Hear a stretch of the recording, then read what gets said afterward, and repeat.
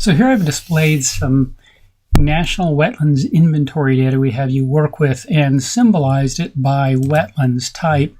It's a variable that records the kind of wetland according to a classification that's described at the end of the lab. There are all these types here, and our job in this section is to do some assignment based on the type to a reduced set of categories. And so I'll show you in the first step here just how to do a few table manipulations. So if I open the table here, as I've done, I have then all the variables and I've listed them. Now I can resize these columns by grabbing them here on the left and pulling across. I'll click back in and show the data here at its full size. Now I can select variables, or I'm sorry, select rows, items, instances by clicking here in these selection boxes on the left-hand side, and I can sort by columns by clicking at the label at the top. That's a right click and then sort ascending. So this is by their area, their calculated area from smallest to largest if I sort ascending, and from largest to smallest if I sort descending.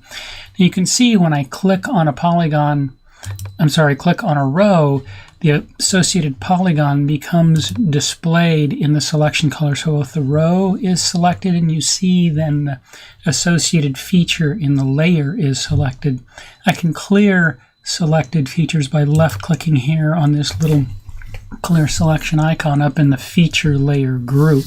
I can also select several by left clicking and holding the shift key, and then all the intervening ones are selected. So here I'm going to hold the shift key down, and from wherever my last click was, if I hold the shift key, it clicks. And with various combinations depending upon the keyboard and operating system, I can hold, in this case, the Apple or Command key on my Apple, and I think it's the same thing, a Control key on the PC keyboards to select several. Again, clearing the selection. So one of the things I want to show you how to do is to add a field, and I can click on this icon here on the top of the table display and add a field. And it allows me then to add fields with a set of parameters or characteristics. Now I have a field name here. I'm going to give this size, and then I have to identify the kind of field I want. In this case, if I click on this data type, I want to make it text. And there are other things I can add showing whether I want to highlight or not or display. In this case, I just want to change the size.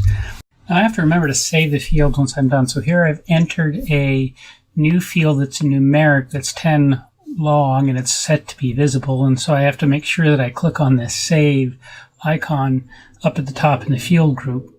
I could also add additional fields. So I'll go ahead and click the save, and it adds the fields. And if we look back then at the table, we can see then that those fields have been added, including this one I didn't want. So I have a size field that I wanted, and then there was that second one I clicked. And so I can go ahead and highlight that field and then delete a field if I add any extra ones. And it asks me, do I want to delete them? And yes, it does. Now, I could automatically manually select by clicking and then left click in this